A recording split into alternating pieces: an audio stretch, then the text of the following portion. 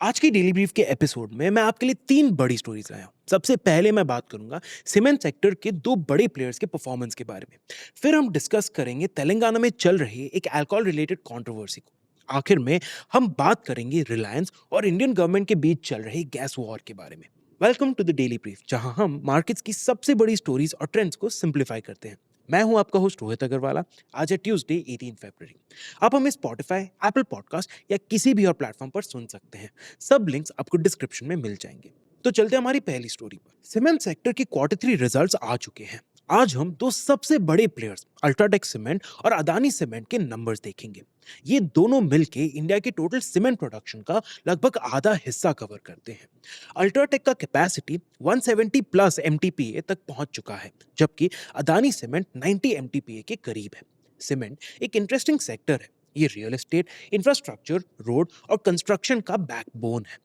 अगर cement industry का performance strong है, तो इसका मतलब है कि इंफ्रास्ट्रक्चर स्पेंडिंग और हाउसिंग डिमांड भी ठीक चल रहे हैं। और इंडस्ट्री का कंसोलिडेशन भी काफी तेज हो रहा है। ये ट्रेंड अभी भी चल रहा है, जिसमें बड़े कंपनीज नए एसेट्स अक्वायर कर रहे हैं और अपना मार्केट पोजीशनिंग और स्ट्रांग कर रहे हैं। सबसे पहले हम बात करते हैं अल्ट्राटेक सीमेंट की। अल्ट्राटेक आदित्य बिरला ग्रुप का एक हिस्सा है और इंडिया का सबसे बड़ा सीमेंट प्रोड्यूसर है। अगर चाइना को एक्सक्लूड किया जाए तो ग्लोबल लेवल पे भी ये टॉप 5 सीमेंट प्लेयर्स में आता है। नॉर्थ, साउथ, वेस्ट और सेंट्रल इंडिया में इसका हर की मार्केट में प्रेजेंस है। अभी क्वार्टर 3 FY25 तक अल्ट्राटेक का टोटल सीमेंट कैपेसिटी लगभग 171 एमटीपीए हो चुका है। ये नंबर इंडिया सीमेंट्स और केशोराम सीमेंट के रीसेंट एक्विजिशंस के बाद का है। FY27 के लिए 200 एमटीपीए क्रॉस करने का टारगेट है। अल्ट्राटेक का क्वार्टर 3 रेवेन्यू 16,971 करोड़ रुपीस तक पहुंच गया है, जो पिछले साल के सेम क्वार्टर में सिर्फ 3% ज्यादा है। लेकिन पिछले क्वार्टर के मुकाबले 11% बढ़ा है। वॉल्यूम 11% ईयर ऑन ईयर बढ़े, जो इंडस्ट्री के 5% ग्रोथ एस्टिमेट से तेज है। लेकिन रेवेन्यू बढ़ने के बावजूद नेट प्रॉफिट्स 1470 करोड़ रुपीस तक गिर गया है, जो पिछले साल के मुकाबले 17% कम है। पिछले क्वार्टर के मुकाबले नेट प्रॉफिट्स 79% बढ़ा है। तो अगर रेवेन्यू बढ़ रहा है, फिर प्रॉफिट क्यों गिर रहा है? इसका मेन रीजन है कॉस्ट प्रेशर। फ्यूल और फ्राइट कॉस्ट काफी बढ़ गए हैं। पेट कोक, थर्मल कोल और डीजल के हाई प्राइसेस की वजह से अल्ट्राटेक का मार्जिन कम हो गया। लेकिन क्वार्टर 4 में कॉस्ट थोड़े स्टेबलाइज हो रहे हैं। सीएफओ अतुल डागा के मुताबिक फ्यूल कॉस्ट 1.84 रुपीस पर किलो कैलोरी से 1.64 रुपीस पर किलो कैलोरी तक गिर गया। फ्राइट कॉस्ट भी कंट्रोल में आया है, क्योंकि कंपनी ने डिस्ट्रीब्यूशन नेटवर्क ऑप्टिमाइज किया है और लीड डिस्ट्रीब्यूशन कम किए हैं। एक और फैक्टर है डिमांड पिकअप। दिसंबर में इंफ्रास्ट्रक्चर प्रोजेक्ट्स और रूरल होम बिल्डिंग बढ़े। नॉर्थ और वेस्ट मार्केट्स में प्राइसिंग भी बेटर हुई। डागा का कहना है कि दिसंबर में जो डिमांड आया, उसके बाद अल्ट्राटेक स्ट्रांग पोजीशन में एग्जिट कर रहा है। अल्ट्राटेक का सीमेंट डिमांड पे बुलिश व्यू है, इसीलिए ये एग्रेसिवली एक्सपैंड कर रहा है। FY25 तक टारगेट है 185 एमटीपीए और FY27 तक 210 एमटीपीए क्रॉस करना। इंडिया सीमेंट का 14.45 एमटीपीए कैपेसिटी अक्वायर करना भी इसी प्लान का एक हिस्सा है। लेकिन अभी नए प्लांट पूरे एफिशिएंसी पे नहीं चल रहे। ढाका का कहना है कि अल्ट्राटेक का प्लेबुक इंप्लीमेंट होते ही यूटिलाइजेशन रेट्स इंप्रूव होंगे और कॉस्ट भी कम होंगे, लेकिन ये 1 से 2 साल का प्रोसेस है। केशोराम सीमेंट का भी एक्विजिशन चल रहा है, बस final mine transfer approval pending है। ये एक्विजिशन अल्ट्राटेक को साउथ मार्केट में स्ट्रॉन्ग फुटहोल्ड देगा और फ्राइट कॉस्ट भी कम हो सकता है। डिमांड आउटलुक की बात करें तो मैनेजमेंट का मानना है कि गवर्नमेंट का इंफ्रास्ट्रक्चर स्पेंडिंग जल्द ही बढ़ेगा। इलेक्शन ईयर होने की वजह से कैपेक्स पे स्पेंडिंग एक्सेलरेट हो सकता है। रूरल डिमांड भी मॉनसून के बाद कैश फ्लो इंप्रूव होने की वजह से बेटर हो सकता है। अब अदानी सीमेंट के नंबर्स देखते हैं।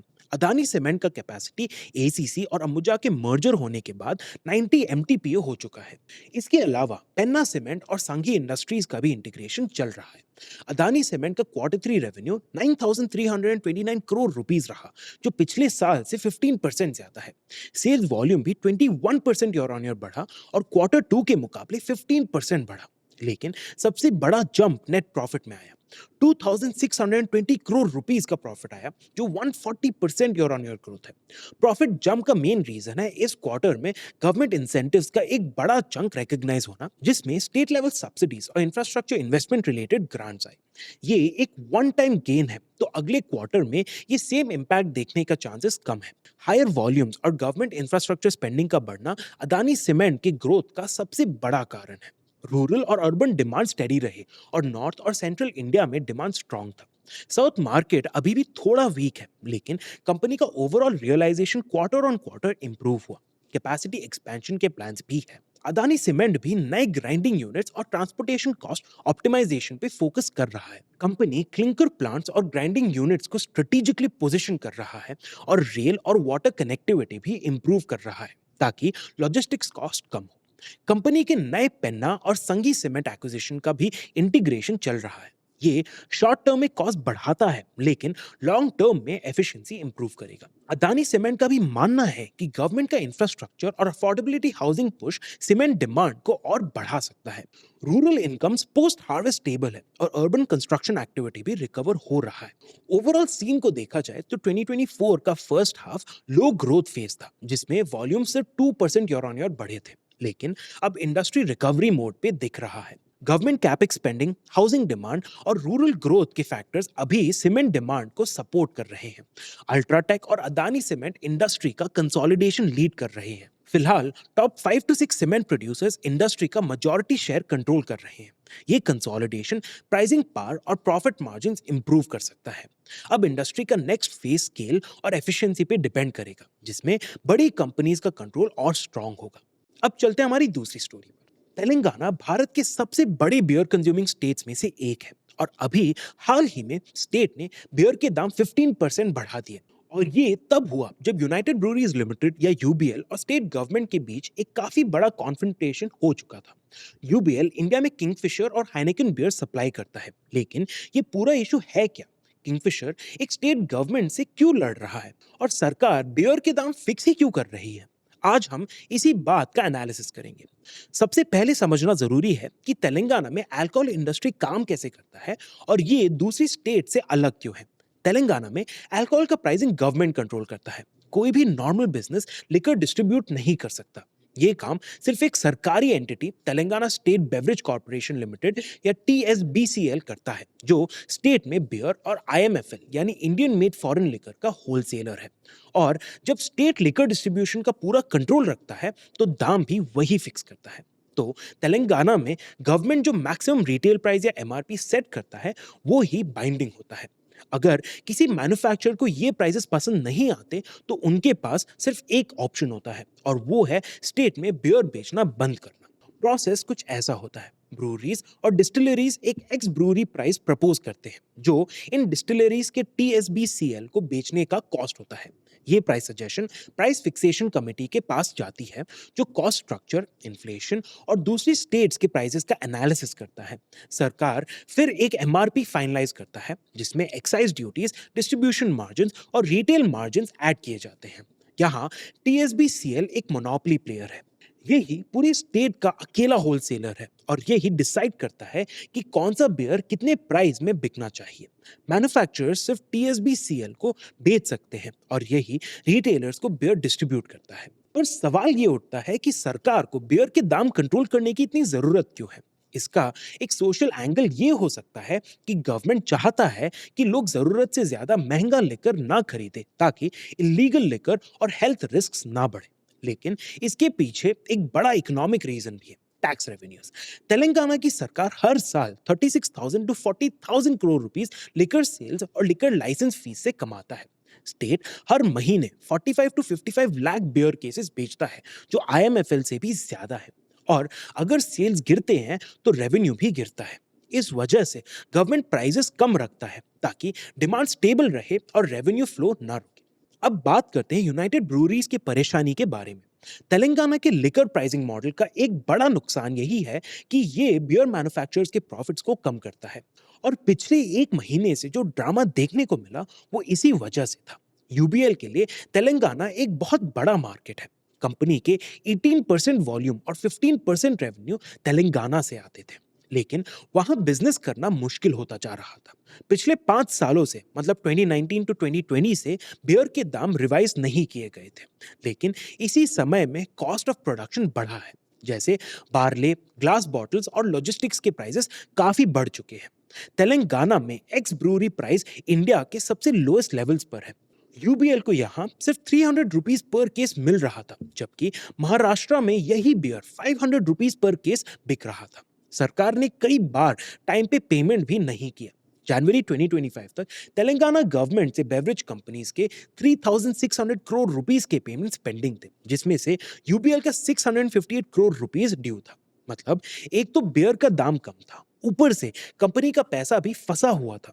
जनवरी में यूबीएल ने एक्सट्रीम स्टेप लिया। उन्होंने तेलंगाना में बियर सप्लाई बंद कर दिया। जब एक कंपनी जो तेलंगाना के बियर मार्केट का 70% कंट्रोल करता है अपना सप्लाई रोक दे, तो सरकार के लिए प्रॉब्लम बढ़ जाता है। गवर्नमेंट को यह समझ में आया कि अगर मैन्युफैक्चरर सप्लाई बंद कर देंगे तो लिकर शॉर्टेजेस हो सकते हैं, जिससे पब्लिक रिएक्ट करेगा और रेवेन्यू भी इंपैक्ट होगा। बहुत नेगोशिएशंस के बाद तेलंगाना गवर्नमेंट ने बियर प्राइसेस में 15% का हाइक अप्रूव कर दिया। ये यूबीएल के 33% हाइक के डिमांड से काफी कम था, लेकिन पिछले कई सालों का सबसे बड़ा प्राइस हाइक भी था। लेकिन इससे भी एक बड़ा प्रॉब्लम सॉल्व नहीं होता। यूबीएल के मार्जिन्स अभी भी महाराष्ट्र, कर्नाटका और यूपी से कम है। ये हाइक सिर्फ एक टेम्पररी रिलीफ है, परमानेंट सोल्यूशन नहीं। सरकार चाहती है कि रेवेन्यू कंसिस्टेंट रहे और बियर सस्ता मिले, लेकिन मैन्युफैक्चरर्स के लिए अगर प्राइसेस कंट्रोल होते रहे, पेमेंट्स डिले होते रहे और प्रॉफिट मार्जिन स्क्वीज होते रहे, तो वो तेलंगाना जैसे स्टेट में बिजनेस करना बंद भी कर सकते हैं। इस पूरे इशू का बड़ा प्रॉब्लम ये है कि सरकार एक साथ दो काम कर रहा है। एक तरफ वो अल्कोहल इंडस्ट्री का रेगुलेटर है और दूसरी तरफ वो खुद इसका सबसे बड़ा ट्रेडर भी है। एक तरफ गवर्नमेंट चाहता है कि अल्कोहल कंजम्पशन कंट्रोल में रहे और लोग इलीगल लिकर की तरफ ना बढ़े। दूसरी तरफ गवर्नमेंट खुद लार्जेस्ट अल्कोहल बायर और सेलर है, जो रेवेन्यू और डिमांड स्टेबल रखना चाहता है। ये गोल्स एक दूसरे के खिलाफ जाते हैं और अभी तो सरकार ने एक टेम्पररी फिक्स निकाल लिया है, लेकिन जब तक सिस्टम में स्ट्रक्चरल चेंजेस नहीं आते, ये प्रॉब्लम बार बार वापस आएगा।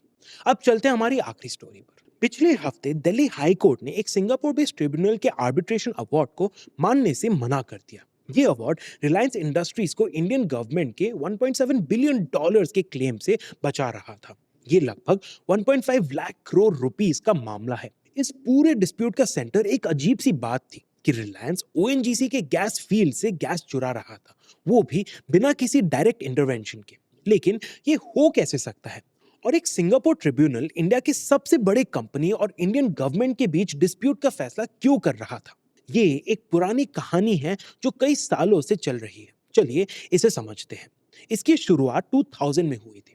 उस वक्त रिलायंस और उसका पार्टनर नीको रिसोर्सेज को KG-D6 ब्लॉक का कॉन्ट्रैक्ट मिला था। इस ब्लॉक के बिल्कुल बगल में ओएनजीसी के 2 ब्लॉक्स थे। उस वक्त किसी को भी ये नहीं पता था कि ये तीनों ब्लॉक्स कनेक्टेड है। 2009 में जब रिलायंस ने अपने ब्लॉक से गैस एक्सट्रैक्ट करना शुरू किया, तो उसके साथ साथ ओएनजीसी के ब्लॉक्स का गैस भी खींच रहा था। ओएनजीसी के ब्लॉक्स अब तक डेवलप नहीं हुए थे, इसीलिए उसको ये बात का तुरंत पता नहीं चला। लेकिन 2013 में ओएनजीसी को कुछ गड़बड़ लगा। उसके इंटरनल स्टडीज में पता चला कि रिलायंस के और ओएनजीसी के ब्लॉक्स जुड़े हुए हैं। ओएनजीसी ने तुरंत डायरेक्टरेट जनरल ऑफ हाइड्रोकार्बन या डीजीएच को अप्रोच किया और कहा कि रिलायंस उसका गैस साइफन कर रहा है। ये एक बड़ी चोरी थी, क्योंकि ओएनजीसी का कहना था कि रिलायंस ने वो गैस बेच दिया जो उसका था ही नहीं। ओएनजीसी ने डायरेक्ट रिलायंस से लड़ने के बजाय गवर्नमेंट को डिस्प्यूट में लाया। गवर्नमेंट ने एक US based expert firm DeGolyer and MacNaughton या डीएनएम को हायर किया ताकि वो सच्चाई पता लगा सके।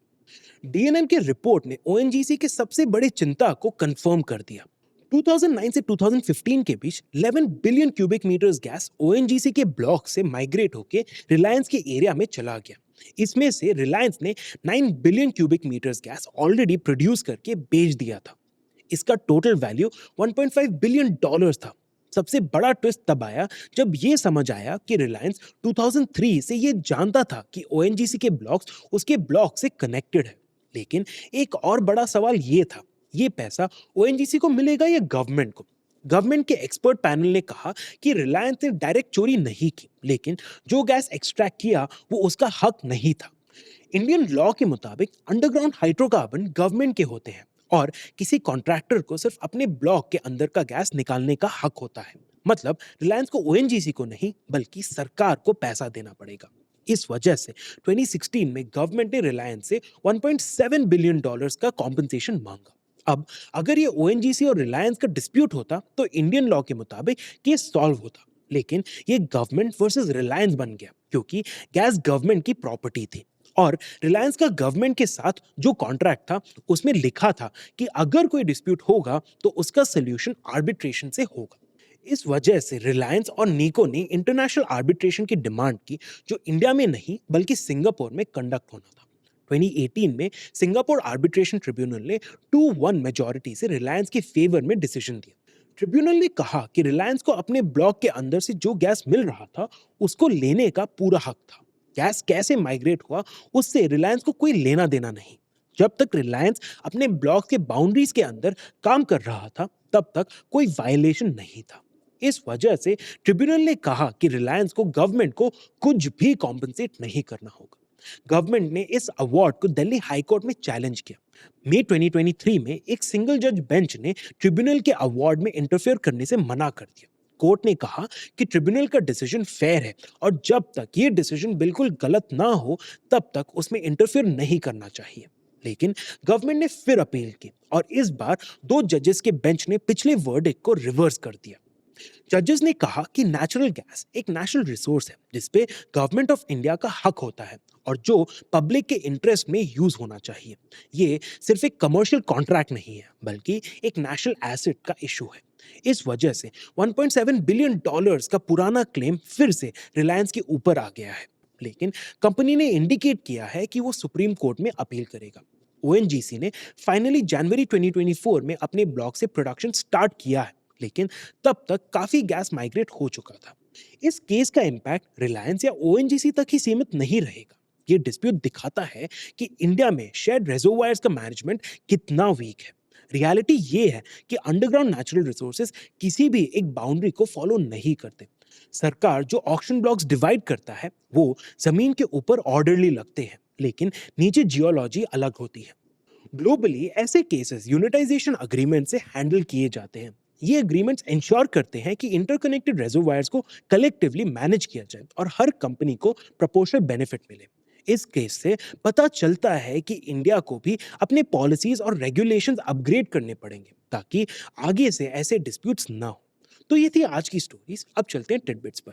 पहला, सेल 800 मिलियन डॉलर्स के इन्वेस्टमेंट कर रहा है एक नए रेल मिल सेटअप करने के लिए, जबकि उसका सबसे बड़ा कस्टमर इंडियन रेलवेज ने अब तक कोई कंफर्म परचेज कमिटमेंट नहीं दिया है। कंपनी पहले से ही भिलाई प्लांट में रेल प्रोडक्शन और दुर्गापुर में फोर्ज्ड व्हील्स का मैन्युफैक्चरिंग करता है जो रेलवे डिमांड को केटर करता है, लेकिन इंडियन रेलवेज अब तक फ्यूचर प्रोक्योरमेंट के कमिटमेंट्स पर चुप है। दूसरा, औरोबिंदो फार्मा का चाइना फैसिलिटी जो नवंबर 2024 में ऑपरेशनल हुआ था, अप्रैल 2025 से यूरोप में सप्लाई शुरू करेगा, जबकि यूएस अप्रूवल्स अभी पेंडिंग है।